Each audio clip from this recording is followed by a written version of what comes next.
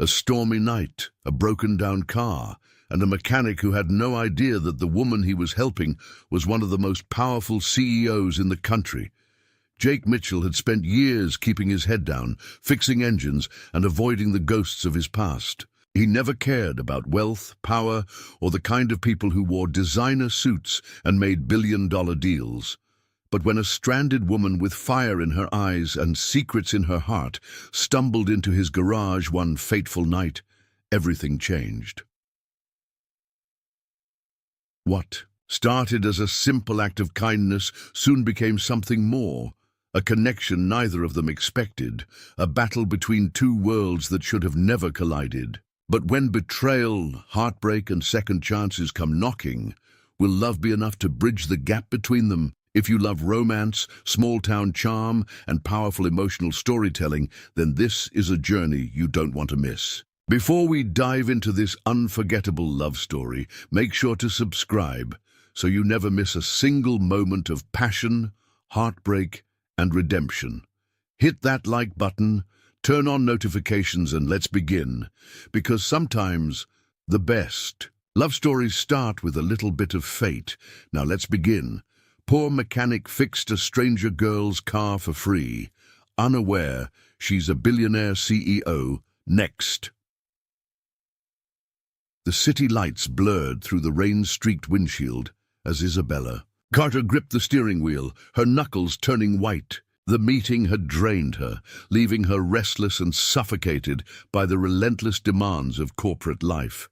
Carter Enterprises, the empire she had built from the ground up, had become a gilded cage, trapping her in a world of acquisitions, numbers, and never-ending negotiations. Tonight, she needed an escape. The open road outside the city was a welcome relief from the towering glass buildings and flashing billboards. The rhythmic hum of the tires against the wet pavement provided a temporary solace. She hadn't planned where she was going, she just drove, seeking an unfamiliar place where no one knew her name, where she could breathe. Then the rain came. It started as a light drizzle, but within minutes it turned into a relentless downpour.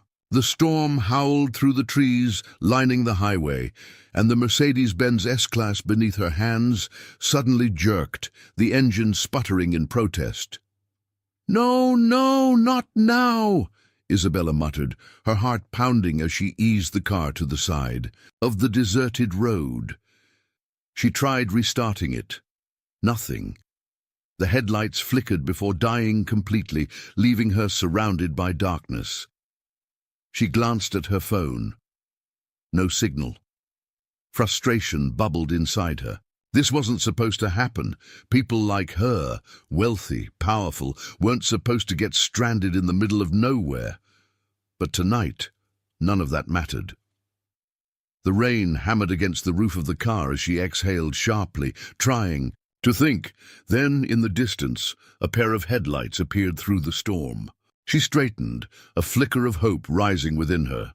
The vehicle slowed as it neared, an old Ford pickup truck, worn but sturdy.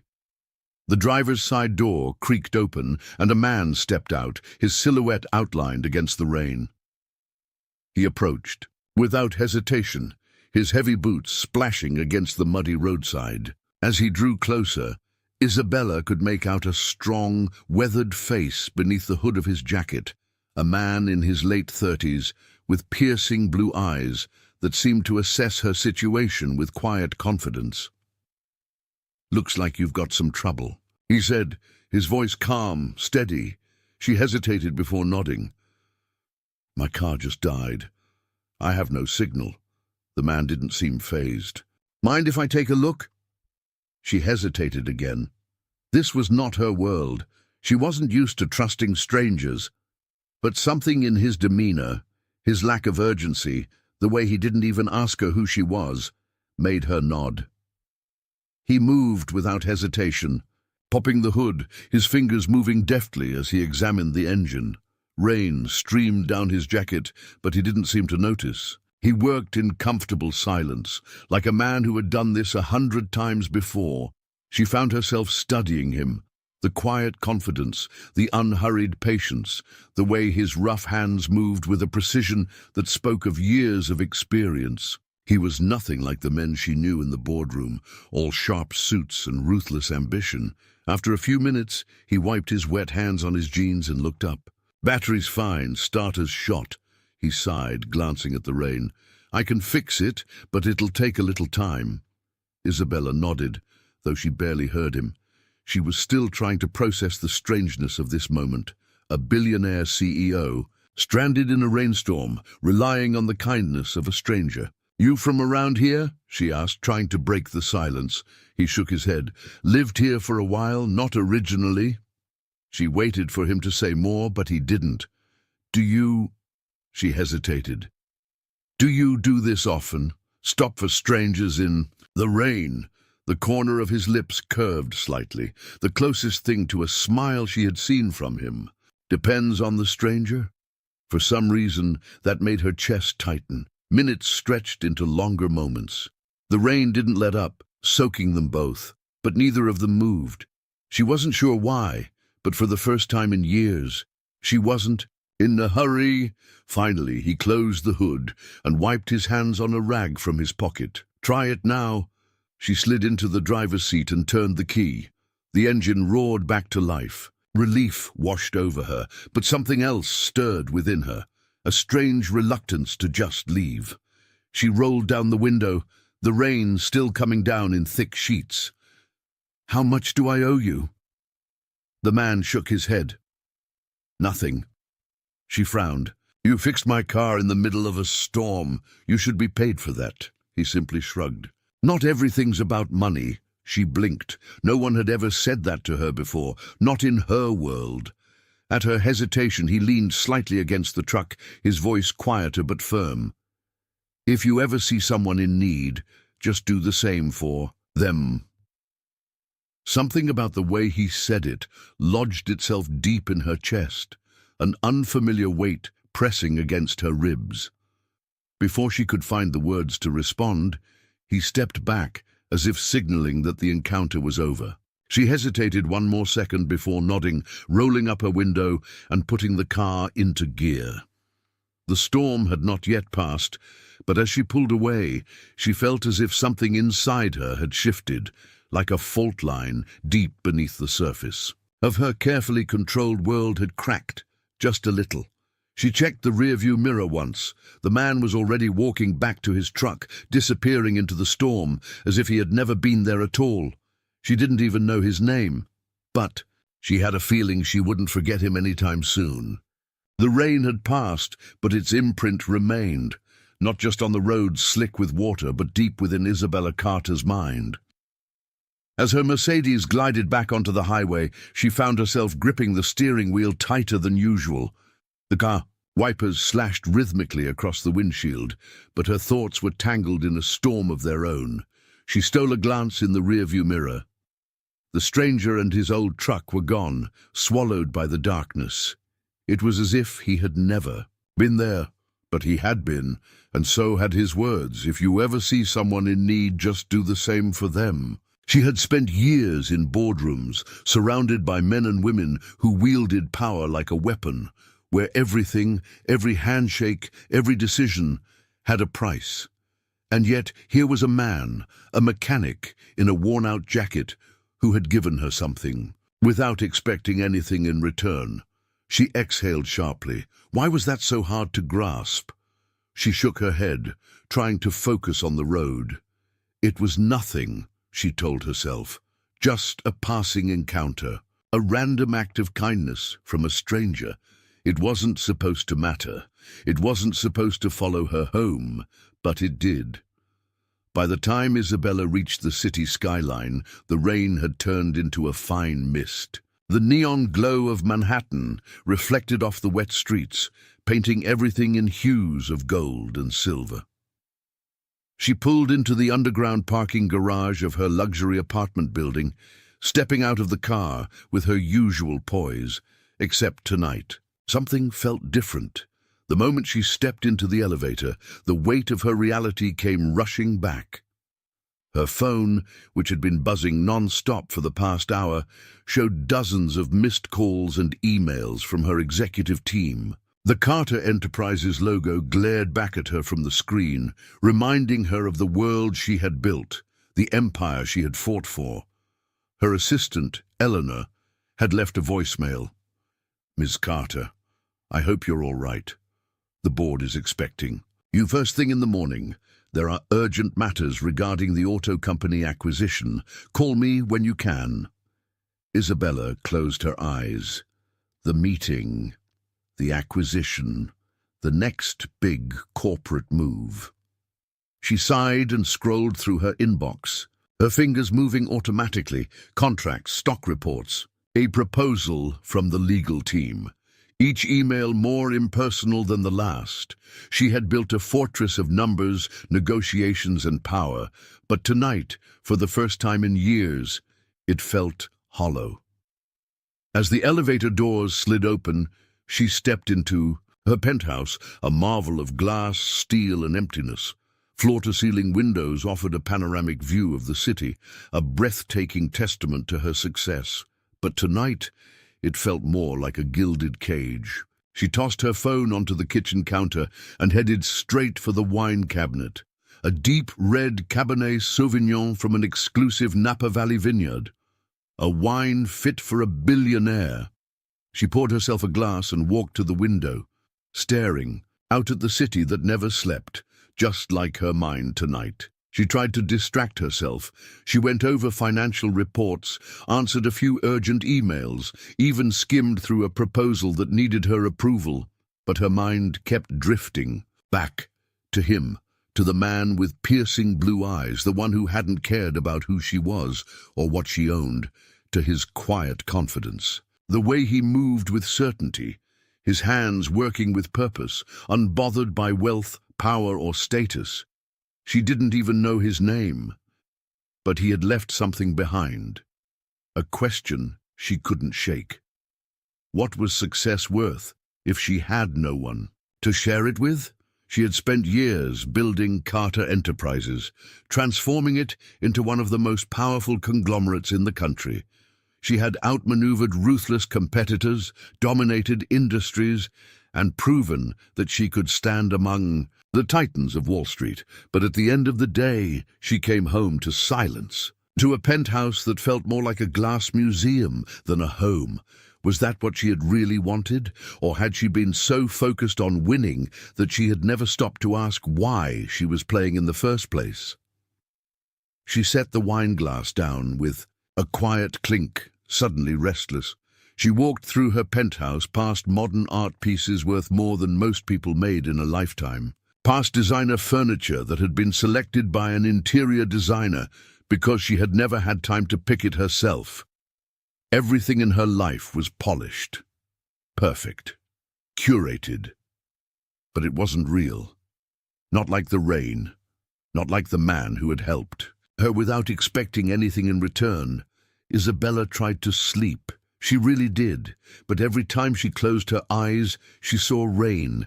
She saw his silhouette against the storm, the way he had worked without hesitation, without expecting anything in return. And worst of all, she saw the way he had walked away without even looking back. She wasn't used to that. In her world, people clung to her, chased her, demanded things from her, but not him. Why? Why had he helped her and just left? She turned onto her side, staring at the dim glow of the city outside her window. Why did she care? It should have been nothing, just a forgettable moment in a long, exhausting day, and yet it wasn't. By morning, her decision was made. She would go back. She needed to see him again. She needed to understand why a simple act of kindness from a stranger had shaken her world more than any billion-dollar deal ever had. The city moved at a relentless pace, meetings scheduled down to the second, deals negotiated with cutthroat precision, and power measured in contracts and stock prices. For Isabella Carter, this had always been her world. But ever since that night in the rain, something had shifted, As she sat at the head of a gleaming glass conference table, surrounded by Carter Enterprises' top executives, she found herself only half listening. Numbers flashed on a massive screen. Profit projections, market trends, expected returns, but for the first time in her life, they felt hollow. She adjusted the gold pen in her fingers, forcing herself to focus as her chief financial officer, Victor Lancaster, continued his presentation. With the acquisition of D&L Automotive, Carter Enterprises will eliminate a struggling competitor while securing complete dominance in the regional auto manufacturing market. The factory itself is outdated, and its labor force is largely blue-collar, which means we can downsize immediately without regulatory pushback. Victor's voice was smooth, practiced. It was exactly the kind of logic that had made Carter Enterprises a dominant force on Wall Street. Isabella should have nodded. She should have approved the plan, just as she had done countless times before. Instead, a strange unease settled in her chest. Its labor force is largely blue-collar. Her grip on the pen tightened. Her mind flashed back to grease-stained hands working beneath a hood, a steady voice in the rain, a man who didn't ask for anything in return. Jake. A sinking feeling crept into her stomach. What factory was Victor talking about? She tapped her manicured nails against the table. Where exactly is D&L Automotive located? Victor barely glanced up from his spreadsheet. Small town operation, nothing significant. Some town called Fairfield. The air left her lungs. Fairfield, Jake's town. The realization hit her like a punch to the chest. The factory they were shutting down, the one described as nothing more than an outdated facility with disposable workers, was the economic lifeline of the town she had just driven through. And Jake was one of those disposable workers. Isabella never hesitated in business. That was why she was a CEO, why she had built an empire, why people feared and respected her. But right now, she hesitated. She could already hear the arguments in her head, the board's expectations, the shareholders' demands, the pressure to maintain Carter Enterprises' dominance. Victor was still speaking, oblivious to the war raging inside her mind. The best approach is an immediate buyout. We strip the factory for parts, relocate assets, liquidate the workforce. We estimate a $27 million profit increase by Q3. A $27 million increase. To Carter Enterprises, it was a fraction of their annual earnings, barely a blip on a balance sheet, but to Jake and the people of Fairfield, it was everything. She knew she needed to say something. She cleared her throat. What about the workers? The room fell silent. Victor finally looked up, blinking. I'm sorry. The workers, Isabella repeated, her voice carefully neutral. What happens to them when we shut the factory down? Victor exchanged a glance with Miriam Graves, the company's chief legal officer. They'll be laid off, Miriam said slowly, as if explaining something to a child. That's standard procedure in acquisitions like this. A few of the other executives chuckled, shaking their heads. Of course, Isabella thought bitterly. To them, this is normal. She pressed her lips together, her mind racing. If you ever see someone in need, just do the same for them. Jake's words echoed in her head, louder than the voices in the boardroom. She had spent her career making decisions based on profit and power. But this was different. This time, she couldn't ignore the faces behind the numbers. This time, she knew the people who would suffer, and she couldn't pretend it didn't matter. Isabella took a slow, measured breath. She needed to see it with her own eyes. Because if she was going to fight this battle, if she was going to stand against her own board and risk everything, she needed to be sure. She set her pen down and leaned back in her chair. I want a full report on D&L Automotive's impact on Fairfield, employment numbers, community dependence, economic projections if we shut it down. Victor frowned. Is that really necessary? Isabella fixed him with a look that made Wall Street executives shrink in their seats. Did I ask for a debate? Victor immediately fell silent. She pushed back from the table. Meeting adjourned. Without waiting for a response, she strode out of the boardroom, her heartbeat pounding in her ears. She was going back to Fairfield. She needed to see Jake again. She needed to see the town they were about to destroy, because for the first time in her life, she wasn't just looking at numbers on a spreadsheet. She was looking at real people, and she wasn't sure she could walk away from that. The skyline of Manhattan faded in her rearview mirror, replaced by the endless stretch of open road. For the first time in years, Isabella Carter was driving without a specific destination dictated by business. But she knew exactly where she was going. She hadn't sent an assistant to research Fairfield. She hadn't ordered a report filled with numbers and projections. She needed to see it herself. The further she got from the city, the more she felt something unfamiliar. A strange sense of quiet anticipation. It was ridiculous, really. What did she expect to find? That one night in the rain had shaken her more than it should have. It was just a moment, a fleeting encounter with a stranger, and yet she was returning. Not as Isabella Carter, CEO of Carter Enterprises, but as a woman searching for something she couldn't name. Fairfield looked different in the daylight. The rain that had drenched the streets a few nights ago was gone, replaced by crisp autumn air. Small brick buildings lined the main road, each with a hand-painted sign hanging over its door. A family-run diner, a hardware store, a bakery that smelled like cinnamon and fresh bread. There were no high-rises, no billboards, no endless streams of taxis honking impatiently. Instead, people walked slowly, stopped to chat with their neighbors, carried bags of groceries from the corner store without rushing. She pulled into a parking space near the only auto shop in town, a modest building with a faded blue sign that read Mitchell's Garage. Her stomach tightened. This was Jake's place. She wasn't sure why she hesitated. Maybe because, for the first time in a long time, she wasn't in control of the situation. Taking a breath, she stepped out of the car. The garage was open air, the scent of oil and metal lingering in the crisp autumn air. Jake Mitchell was standing under the hood of an old truck, sleeves rolled up, his hands working with quiet precision. He didn't look up at first, completely focused on the engine in front of him. Isabella took a step forward. "Need a hand?"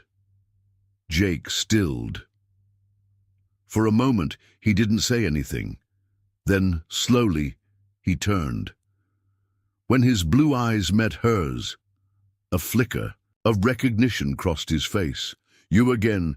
It wasn't a question, more like a quiet statement of disbelief. She crossed her arms, suddenly unsure what to say.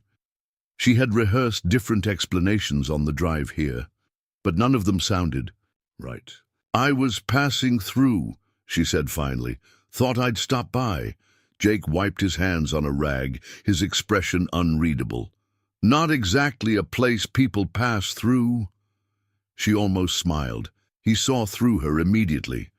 A few moments of silence passed between them, but it wasn't uncomfortable.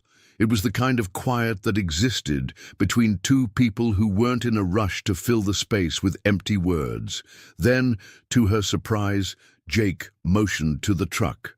"Since you're here," he said, "hold this for me." She blinked. "You want me to help?" "You offered, didn't you?" She hesitated. She wasn't exactly dressed for manual labor, but after a moment she stepped forward. Jake handed her a wrench. For the first time in her life, Isabella Carter was standing in a garage, holding a tool that she wasn't entirely sure how to use. And strangely, she didn't hate it. As she worked alongside Jake, or at least attempted to, she began to notice the rhythm of the garage. The people who came and went weren't just customers. A woman in her 60s arrived with a plate of cookies, shaking her head at Jake. "You didn't charge my nephew for fixing his car last week." Jake shrugged. He needed the car for work. Wasn't a big deal. A man in his 70s sat on a bench outside, sipping coffee. "Jake, you still coming by to fix Mrs. Porter's heater this weekend?" Jake nodded. "Saturday morning." Another customer, a single mother, came in with a broken taillight. She looked worried, explaining that she couldn't afford the repair until next month. Jake didn't hesitate. "I'll fix it now. Pay me when you can." She blinked, clearly stunned. "Are you sure?" Jake just nodded once, already reaching for the tools. Isabella watched everything unfold, and for the first time she truly saw what Jake was. Not just a mechanic, not just the man who had helped her in the rain. He was the quiet backbone of this town, always fixing things, not just cars, but people's lives. And he never asked for anything in return. As the afternoon stretched on, Isabella found herself not wanting to leave. She hadn't checked her phone once. She had forgotten about Carter Enterprises, the boardroom, the endless pressure to be ruthless, efficient, unstoppable. Instead, she had spent the day watching kindness in its simplest form. And the strangest part, she liked it. By the time the sun began to set, Jake finally wiped his hands on a rag and looked at her. "You sticking around for dinner?" Isabella wasn't sure how to answer that. Because, for the first time in a long time, she wasn't rushing to leave. She wasn't thinking about what came next. She just wanted to be here, and that terrified her. The golden hues of the setting sun stretched over the small town of Fairfield, casting long shadows across Mitchell's garage.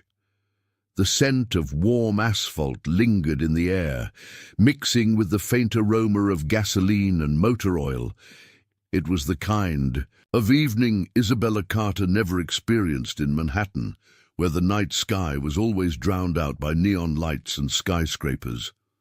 She sat on the hood of a half-repaired truck, watching Jake Mitchell finish up for the day. His movements were unhurried, methodical, so different from the high-stakes, breakneck speed of her world. He had barely spoken since she arrived earlier, but he didn't seem to mind her presence. She didn't mind either, for someone who had spent her entire life making deals, negotiating power, and outmaneuvering ruthless businessmen. The silence was strangely peaceful. Jake wiped his hands on a rag, tossing it onto a nearby workbench. Then, without looking at her, he spoke. "You don't belong here." Isabella blinked, caught off guard by the sudden statement. She could have denied it. She could have said she was here out of curiosity, or that she was just passing through. But both would have been lies. Instead, she asked, "Why do you think that?" Jake leaned against the garage door, arms crossed over his chest. "Because people like you don't just show up in towns like this unless they're looking for something." His voice was even, unreadable. Isabella held his gaze. "Maybe I am." His brow furrowed just slightly before he looked away. For a moment, she thought he might ignore her response entirely, but then, with a sigh, he ran a hand through his damp hair and murmured, "You're wasting your time." She should have let it go. She should have walked away, accepted that Jake was just another stranger she had met by chance, but something inside her told her to stay. The silence stretched between them. Isabella knew she was pushing into something personal, but she wasn't the kind of woman who backed down easily. "You weren't always here, were you?" she asked, tilting her head slightly. Jake let out a quiet chuckle, but there was no humor in it. "That obvious," she nodded. "You're too good at what you do, too precise. I've seen a lot of people who are good at their jobs, and it's not just experience, it's training. Formal training." Jake exhaled slowly. He glanced toward the open garage doors, his eyes following the distant horizon. "I used to be an engineer," he admitted. Isabella sat up a little straighter. "An engineer?" Jake nodded. "Automotive design. Worked for a big-name company back in Detroit. Designed engines, safety systems, spent years buried in blueprints and calculations." She hadn't expected that. A man like Jake, who lived, simply worked with his hands and refused payment for helping strangers, had once been at the forefront of vehicle innovation. "What happened?" she asked softly. For the first time, he hesitated. A shadow crossed his features, and he turned slightly, his fingers gripping the edge of the workbench. Then, in a voice quieter than before, he answered, "My wife and daughter were killed in a crash." The words hit her like a punch to the chest. She hadn't expected that. For a moment, she didn't know what to say. There were no rehearsed business responses, no corporate platitudes that could soften a loss like that.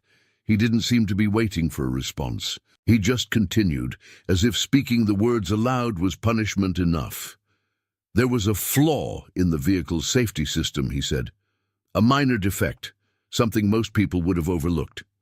But I worked on that model. I designed the system that was supposed to protect them." His jaw clenched. "And it failed." Isabella's chest tightened. She had heard a million business stories, companies cutting corners, executives making cold decisions that affected thousands. But this was different. This was personal. "I fought the company," Jake continued, his voice bitter, tried to get them to admit their mistake. But money talks, lawyers buried it. They settled quietly, never acknowledged what really happened. He let out a sharp breath, his shoulders tense with the weight of it all. "And after that, I couldn't do it anymore. Couldn't sit in an office designing machines when I knew how much could go wrong." Isabella felt the pain in his words, the rawness of a man who had carried guilt for too long.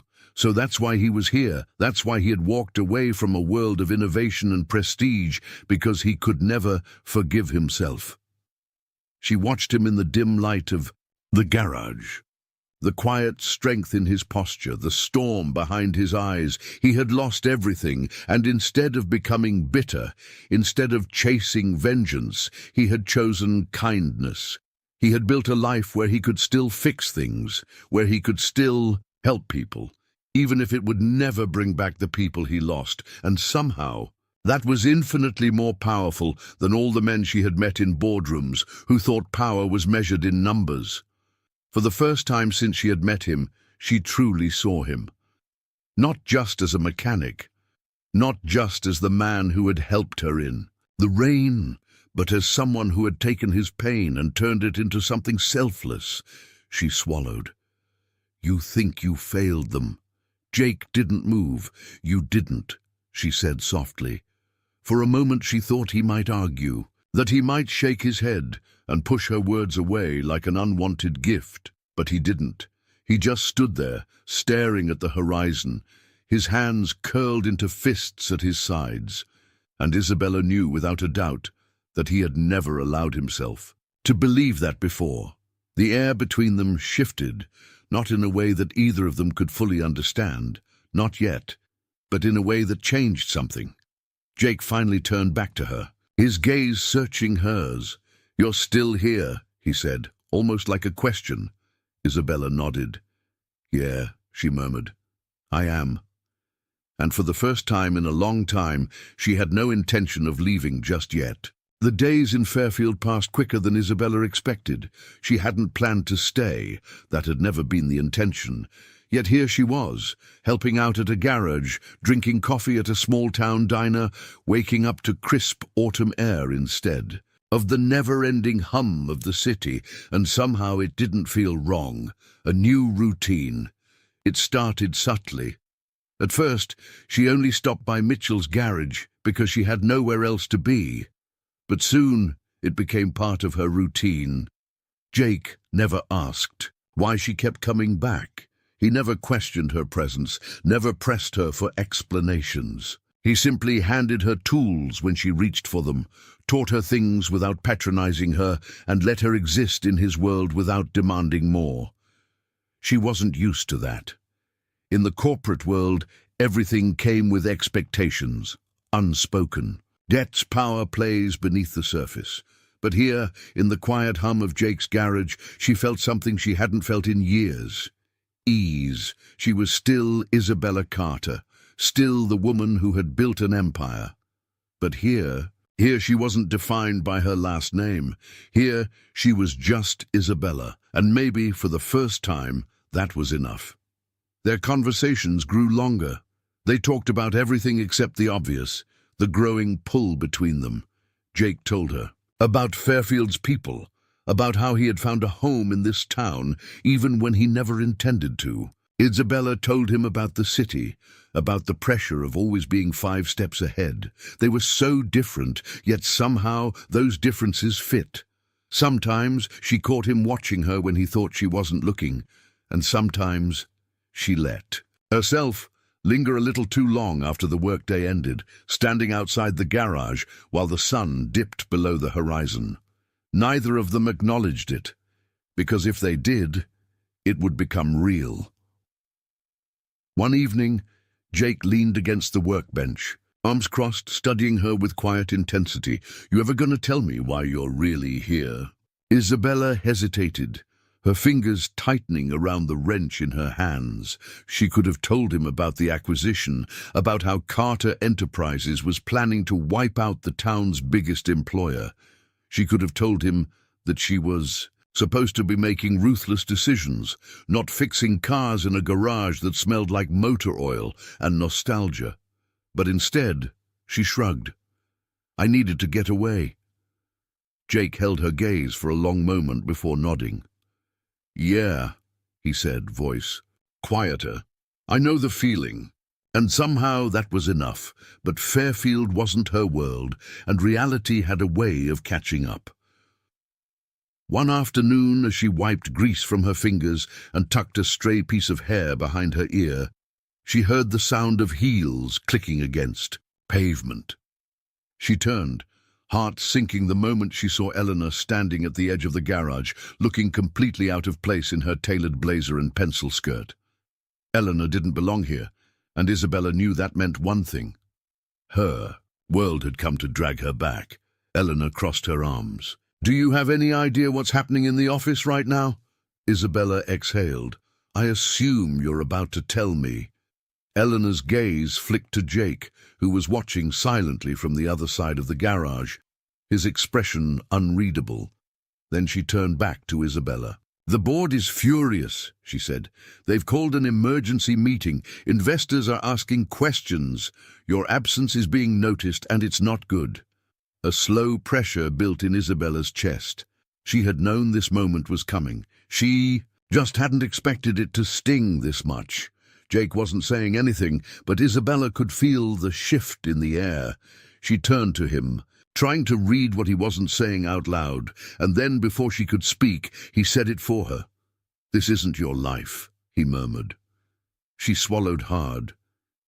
"Jake," his jaw tightened. "You belong in your world, Isabella. This," he motioned toward the garage, toward the town. "This isn't where you stay." There was no anger in his voice, just acceptance, like he had known all along that she would leave eventually. Isabella had never been the kind of woman who second-guessed herself, but now she wasn't sure of anything. She took a slow step forward. "Jake, But he just shook his head. The conversation was over before it even began, and for the first time in years, Isabella Carter, a woman who had built an empire with her ability to negotiate anything, had no idea what to say. She left Fairfield that evening, not because she wanted to, but because Jake was right, and she hated that. As she drove back toward the city, headlights cutting through the growing darkness, she felt something she hadn't felt in a long time. Loss. Not for a deal, not for power, but for something real, something she hadn't even realized she wanted until it was slipping through her fingers, and for the first time, she wondered, had she made the wrong choice? The road stretched before her, a long ribbon of asphalt cutting through the countryside, but Isabella Carter barely saw it. Her hands gripped the steering wheel tighter than necessary, her knuckles white against the leather. She had left Fairfield. Left Jake. And for the first time in her carefully controlled life, she wasn't sure if she had made the right decision. He hadn't asked her to stay. That was what hurt the most. Isabella had spent years surrounded by people who wanted something from her: deals, power, money, influence. She had built Carter Enterprises with relentless ambition, fighting her way to the top of an industry dominated by men who underestimated her. And yet, the one man she wanted to fight for her hadn't even tried. Jake had just stood there, silent, watching her go, like he had known all along that she would, like he had never expected her to stay in the first place. The thought made her chest tighten, because deep down she realized he hadn't been wrong. She belonged to a world very different from his. She was Isabella Carter, CEO of Carter Enterprises, a woman who made billion-dollar decisions before breakfast, who had spent her entire life building an empire that never allowed for hesitation. And Jake? Jake was a man who fixed things, except for the one thing that had mattered most to him, himself. The rain had cleared hours ago, leaving behind a darkened sky streaked with silver clouds.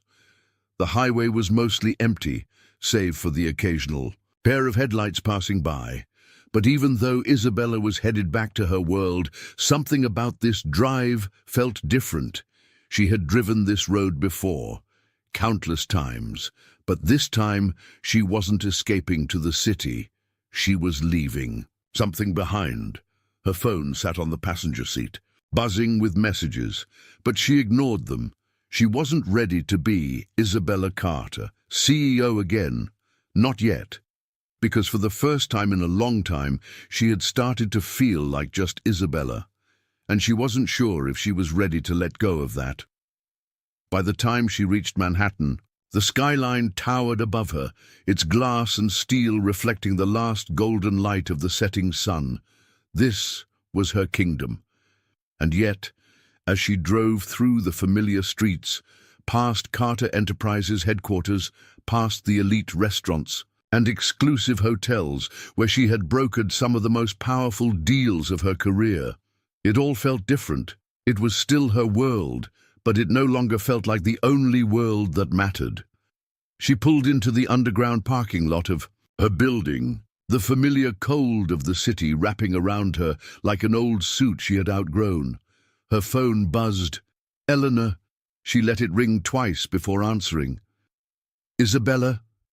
Eleanor's voice was sharp, professional, but laced with an urgency that caught her attention. Where the hell have you been? The board is on the verge of a meltdown. Isabella sighed, pressing her fingers to her temple. I'm back. Good, Eleanor exhaled, because you need to see this. 20 minutes later, Isabella sat in her penthouse, staring at her laptop screen, scrolling through the latest corporate reports. Her absence had caused ripples. Investors had started asking questions. The media had begun speculating. But that wasn't what made her stomach drop. It was the press release from Carter Enterprises, the official announcement of the acquisition of D&L Automotive. She clicked on the news article. A digital rendering of a corporate billboard flashed onto the screen, one that had already been installed in Fairfield. Carter Enterprises, expanding into Fairfield. A stronger future. Her breath caught. A stronger future?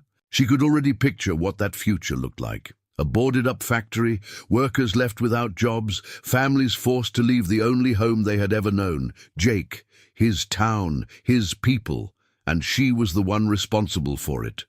The weight of it crashed over her like a tidal wave. She had spent her entire life making decisions based on profits, market value, and economic projections. But now, she saw faces behind the numbers, and she couldn't ignore them anymore. Isabella stood, abruptly, knocking over her glass of wine. She didn't even notice. She had to fix this, because for the first time in her life, she wasn't just thinking about the bottom line.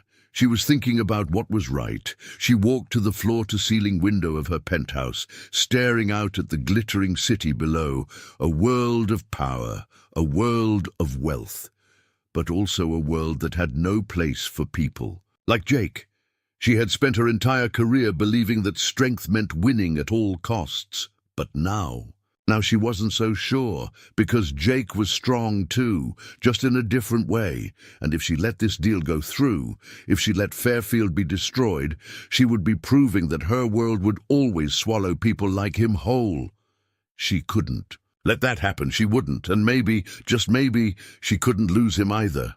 The boardroom of Carter Enterprises was a battlefield, a sleek, glass-walled fortress high above Manhattan, where power was measured in stock prices and bottom lines, where deals were won or lost in the span of a conversation. And today, Isabella. Carter was about to do something unthinkable. She had spent her entire career dominating this room, but for the first time, she wasn't here to secure a deal, she was here to destroy one. The meeting had barely begun before Victor Lancaster, the CFO, leaned forward, his sharp gaze fixed on her. "Isabella, we need to finalize the D&L acquisition today. Investors are expecting movement." The other board members nodded in agreement. Their eyes held no emotion, just profit margins and expectations. She set down her pen, fingers curling against the smooth wood of the table. "There's been a change of plans," she said evenly.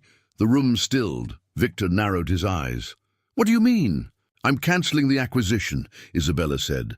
A murmur swept through the boardroom, a mixture of shock, disbelief, and immediate resistance. Miriam Graves, the chief legal officer, let out a short, incredulous laugh. "Is this a joke?" Isabella's expression didn't waver. "No," she said, "we're pulling out of the deal." The room erupted. Victor's face darkened. "Isabella, this acquisition has been in motion for months. Backing out now is not just a poor business decision, it's reckless." "I disagree," she countered. D&L Automotive is the backbone of Fairfield. If we move forward with this deal, we'll be destroying an entire town. "Since when do we concern ourselves with saving towns?" Victor snapped. "This is business. We eliminate competition. We dominate markets. We maximize profit. That's what Carter Enterprises does. And maybe it's time we rethink that," Isabella said, her voice firm, unwavering. "This is absurd," one of the senior board members muttered. "Do you know how much this company stands to gain from the acquisition?" "Of course I do," Isabella said calmly. "But do you know how much Fairfield stands to lose?" Silence. Victor's eyes narrowed. "Isabella, this isn't personal. It's strategy. You're one of the best in the business because you understand that sentimentality doesn't belong in this room." Isabella met his gaze without flinching. "And maybe that's the problem." Miriam leaned forward, her expression cold and measured. "Isabella, you're making a decision that could jeopardize everything. If investors pull out, let them," Isabella interrupted, a sharp intake of breath from someone at the table. Victor's eyes gleamed with challenge. "You're willing to risk your own position for this?" The unspoken threat hung in the air. She understood what he was really saying. Walk away from this deal, and you might not be CEO much longer. And yet, for the first time in her career, she didn't care. She thought about Jake, his town, the people who depended on that factory. She thought about what kind of person she wanted to be. Isabella straightened in her seat. "Yes, I am." More silence. Finally, Victor leaned back, studying her with something that almost resembled admiration, but was mostly frustration. "You just made a very dangerous move," he murmured. She lifted her chin. "I know," and she didn't regret it. The meeting ended with no clear resolution. The board needed time to assess the situation, which meant they were scrambling to figure out how to push her out of her own company without tanking the stock price. Isabella walked out of the room without looking back. She had other things to do. That night, she sat in her penthouse, laptop open, putting her plan into motion. If Carter Enterprises wouldn't save Fairfield, she would. She established a private fund under an anonymous foundation, one designed to support small-town auto businesses. But it wasn't just about Fairfield. It was about something bigger. a network of independent mechanics like Jake who had built something worth protecting. Then she made her first investment. Jake's garage. She wired the money quietly, ensuring it wouldn't look like a personal gift. No, this was a business decision, disguised as a grant, meant to support an independent mechanic who didn't even know he needed saving. And he wouldn't know. Not yet. Because if there was one thing she understood about Jake Mitchell, it was this: he wouldn't accept help if he knew it came from her. She closed her laptop, staring at the city lights outside her window. She had just risked everything, her career, her company, her entire reputation, on one choice. But she didn't regret it, because for the first time she had done something not for profit, not for power, but simply because it was right.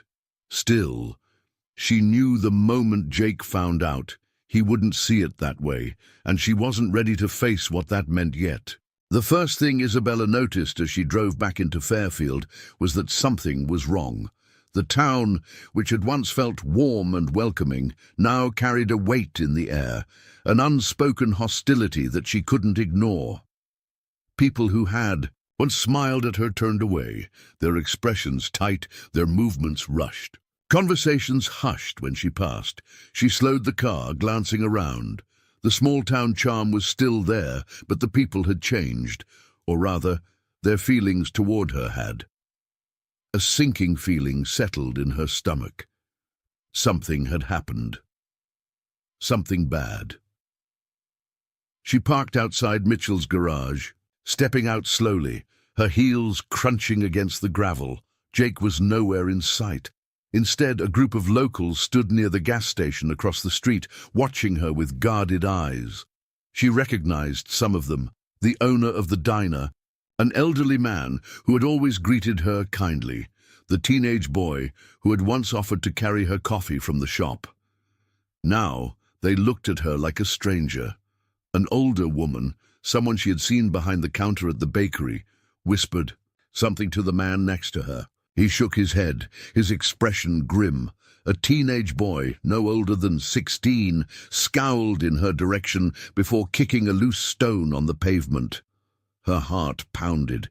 She didn't belong here anymore. Swallowing hard, she took a step forward. "Excuse me, do you know where Jake is?" The man who had been shaking his head let out a dry laugh. "Like you don't know." Isabella's brow furrowed. After everything you've done, you still have the nerve to come back here." Her pulse skipped. "Look, I don't know what you're talking about, but I need to find Jake," the woman scoffed. "Oh, honey, I think he's done being found by you." A sharp chill ran down Isabella's spine. She needed answers. Now. Her gaze flickered downward to a newspaper discarded on a wooden bench outside the store. The bold black headline made her stomach drop. "Carter Enterprises acquires Fairfield. Auto factory closure imminent." The hands shook as she snatched up the paper, scanning the article. It wasn't true. She had shut down the deal. She had fought against it, but the article made it seem like she had led the charge, like she had come here to buy Jake's town, rip it apart, and leave. A cold sweat ran down her spine. She needed to find Jake. Now. The garage doors were open. She stepped inside, her voice shaking slightly. "Jake?" Silence. Then, from the far corner, he emerged, wiping grease from his hands with slow, deliberate movements. The moment their eyes met, she knew. He had seen the article. His jaw was clenched, his blue eyes cold, completely unreadable. For the first time, she saw something in his gaze that she had never seen before. Disappointment, not just anger, not just resentment, but the kind of disappointment that only comes from someone who had dared to hope. "Jake, it's not true," she said quickly. "I need to explain. You need to leave." The words hit her like a punch to the gut. Her breath caught. "I didn't—" "You used me," Jake said, his voice like steel. "I should have known." Her heart twisted. "That's not what happened." "Isn't it?" he snapped, stepping forward. You show up in the middle of a storm, play the part of the lost city girl, get close to me, to this town, and the whole time you were planning to gut it from the inside out. Jake, you don't get to say my name like that, he cut her off. His tone razor-sharp, her throat burned. How could he believe this? She had fought, risked everything for him, for this town. And now, the one person she had done it all for wouldn't even hear her out. I called off the deal, she said, forcing herself to stay calm. I fought the board. I stopped it from happening. Jake let out a harsh laugh. Yeah, tell that to the news. She shook her head fiercely. Someone leaked false information. It's not real, Jake. You have to believe me. But his walls were already up, stronger than ever. Believe you? His voice was quiet now, dangerous. I don't know how I was stupid enough to trust you in the first place. Her vision blurred. She had never wanted to hurt him. But it didn't matter, did it? Because in his eyes, she already had. The silence between them stretched too long, too painful. Jake exhaled heavily, running a hand through his hair, then pointed toward the garage door. Go back to your world, Isabella. A sharp pain twisted in her chest. This isn't about our worlds being different, she whispered. This is about whether or not you trust me. Jake's expression didn't change, and that was how she knew. She had already lost him. The betrayal he felt, whether it was real or not, was stronger than anything between them. So she did the only thing left to do. She turned and walked away, and this time he didn't stop her. The city skyline stretched before Isabella, glittering and vast, but for the first time in her life, it felt empty. She had built this empire. Carter Enterprises was her legacy, her life's work. And yet, as she sat in her office, staring at the pile of documents on her desk, all she could think about was a small town miles away and a man who no longer trusted her. Jake's words haunted her. You used me. I should have known. No. She had fought for Fairfield. She had fought for him, and if he refused to believe her, then she would find proof, because Isabella Carter had never walked away from a fight. Her first step was finding out who had leaked the false report. She had already suspected Victor Lancaster. He had been furious about her decision to kill the acquisition. But suspecting wasn't enough. She needed evidence, and Isabella never made a move without proof. She pulled up her company's internal communications logs, scanning the emails and press releases that had been issued in the past 2 weeks. She wasn't surprised when she saw it, a leaked memo about the D&L acquisition, dated the morning after she had rejected the deal. But the most damning part, it was signed with her name. Her blood ran cold. Victor hadn't just leaked information, he had forged her approval to make it look like she had gone back on her word. The betrayal stung, but it also ignited something inside her, a fury that burned hotter than any corporate battle she had ever fought. He had underestimated her, and that was his mistake. She stormed into Victor's office without knocking. He looked up from his desk, feigning surprise. Isabella, what a... Cut the act, she snapped, throwing the leaked document onto his desk. I know what you did. Victor smirked, leaning back in his chair. I have no idea what you're talking about. Don't play games with me, Victor. She leaned in, her voice deadly calm. You forged my approval, leaked it to the press, and made me look like a liar. He didn't even flinch. And, Isabella's fingernails dug into her palm, you sabotaged me. I protected this company, he corrected.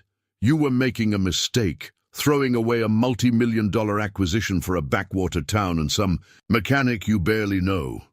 Her jaw tightened. This was never about the company. It was about control. Victor sighed, standing up. You don't get it, do you, Isabella? You built this empire by being ruthless. That's why the board backed you. That's why investors trusted you. But the moment you started caring, you became a liability. She met his gaze, her voice quiet but sharp. Then maybe I don't want to be that kind of leader anymore. Victor's smirk faltered. You're making a mistake. No, she said firmly. You did. She turned on her heel, already dialing her attorney. Victor. Lancaster had just lost his job. Meanwhile, back in Fairfield, Jake sat alone in his garage. The article still sat on the workbench. Its words burned into his mind. Carter Enterprises acquires Fairfield Auto. The headline felt like a betrayal, and yet something about it didn't sit right. Jake had learned to trust his instincts, and something told him that Isabella wasn't lying. But he had spent so many years learning not to trust people like her, the ones who came from power, who made decisions without thinking about the lives they affected. He had let his guard down for the first time in years, and he had gotten hurt again, or had he? He let out a heavy sigh, rubbing a hand over his face. A part of him wanted to believe her, and that terrified him more than anything. 3 days later, Isabella was back in Fairfield. This time she didn't hesitate. She marched straight into the garage, determination in her every step. Jake looked up from under the hood of a car, surprise flickering in his eyes before his expression hardened. You shouldn't be here. Isabella didn't flinch. You're going to listen to me. Jake wiped his hands on a rag, his jaw set in a firm line. I think we're past that. She pulled a folder from her bag and dropped it onto the workbench. Read it, she said. He didn't move. Jake, her voice softened, please. Reluctantly, he picked up the papers, and as he read, his entire posture shifted. The truth was there in black and white. Victor Lancaster had forged the memo, orchestrated the false article, and tried to frame Isabella for it. Jake swallowed hard. Paper shook slightly in his hands. Isabella watched him carefully.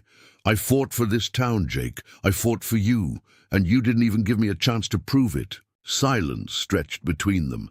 Finally, Jake looked up, and in his eyes she saw it, the realization, the regret, and something else. Something she hadn't dared to hope for, not forgiveness, not yet, but the possibility of it. Jake exhaled slowly. I don't know how to fix this. Isabella took a step closer. Then let's figure it out together. And this time, he didn't push her away. The early morning light spilled over Fairfield, painting the town in soft gold and amber.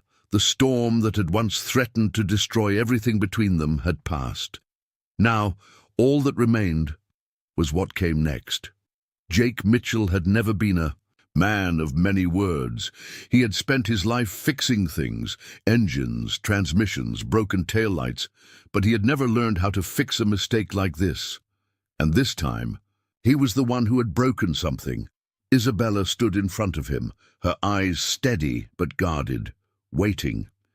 He had spent so much time thinking she would leave, that she belonged to a world that had no place for someone like him.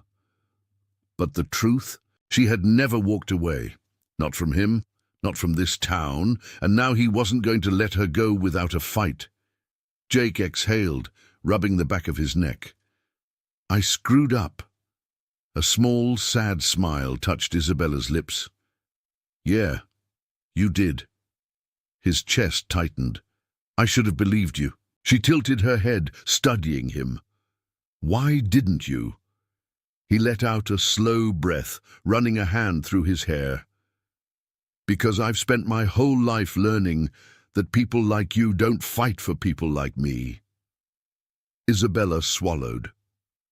That's not fair, she said softly. I fought, Jake. I fought harder than I ever have. I know. His voice was rough, thick with regret. I know. And I still pushed you away. She didn't say anything, because they both knew the truth. He had let his past dictate his future. He had let fear of losing something real, drive him to destroy it first. Jake took a slow step forward, his eyes never leaving hers. You once asked me to trust you, he murmured. I didn't, but I'm asking you now. Can you trust me to make this right? For the first time, she hesitated, not because she didn't want to, but because she needed to be sure. "That depends," she said, her voice quieter now. "Are you going to run again?" His jaw clenched. "No," he said, "not this time." For years, Isabella had believed that Carter Enterprises defined her, that success was measured in boardroom victories, stock prices, and the empire she had built with her own 2 hands. But Fairfield had changed her. Jake had changed her. And for the first time in her life, she was starting to realize that power didn't come from sitting at the head of a conference table. It came from the choices she made. Which was why, 3 days after she and Jake had finally spoken the truth, she stood in the very same boardroom she had once ruled over and made a choice that would change everything. "I'm stepping down," she announced. The room erupted. "Isabella, this is insane." Victor, now demoted and powerless, hissed, "You built this company." "Exactly," she said. "And that's why I know it'll survive without me." Eleanor, standing at her side, smiled just slightly. "You don't have to do this," she murmured. Isabella glanced toward the skyline outside, the city that had once felt like home. It wasn't anymore. She turned back to Eleanor. "Yeah," she said, "I do." And just like that, she walked away. It had been 6 months since she left the corporate world behind. And Fairfield? It had never felt more like home. Jake's garage was now bigger than ever, thanks to the independent mechanic fund Isabella had created. She still wore designer heels, still carried herself with the kind of confidence that never wavered. But instead of spending her days in boardrooms, she spent them working on projects that mattered. Fairfield's Community Center, a new initiative to help small-town businesses. A life that made a difference. And Jake was still Jake, still stubborn, still a little rough around the edges, still the man who had once fixed her car without expecting anything in return. Only now, he was hers, and she was his. One evening, as they sat on the hood of his truck, watching the sun dip behind the hills, Isabella turned to him. "You ever think about what would have happened if you never stopped that night?" she asked. Jake smirked. "I wouldn't be sitting here, that's for sure." She nudged him. "No, really. What if we had never met?" Jake was quiet for a moment.